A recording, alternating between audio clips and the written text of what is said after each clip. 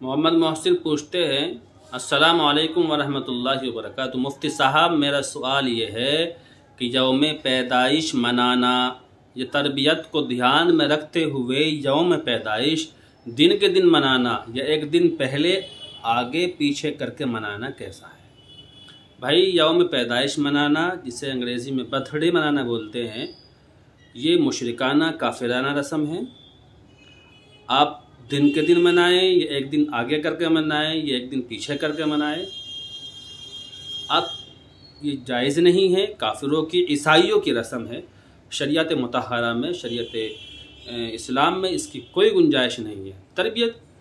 तरबियत के तौर पर बर्थडे मनाना, जिस काम की इजाज़त शरीयत में नहीं है, उस काम को करने को आप तरबियत कैसे समझ सकते हैं? तरबियत तो इस बात की है कि तसव्वुर भी ना गुजरे जहन में कि बर्थडे कोई चीज़ होता है, यौम पैदाइश कोई चीज़ होती है।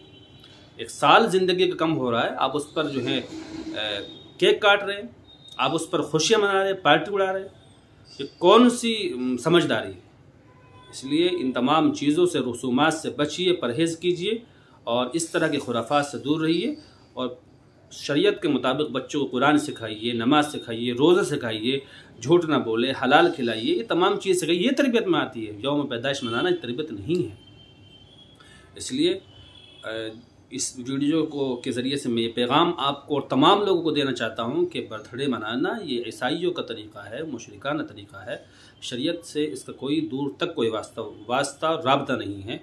मुझे उम्मीद है कि आप अमल करेंगे और वीडियो को शेयर कीजिए ताकि दूसरों का फ़ायदा हो सके। बाद लोगों के दिमाग में यही गलतफहमी रहती है कि पैदाइश अगर 28 तारीख की है तो हम 27 से मना लेंगे तो बर्थडे नहीं होगा, हम 29 से मना लेंगे। भाई क्यों? आप क्यों मना लेंगे? आप जहन में तो आपकी यही है ना कि हम एक साल मुकम्मल होने पर जो यौम पैदाइश मना रहे हैं। जहन में तो आपकी नीयत तो आपकी यही है ना।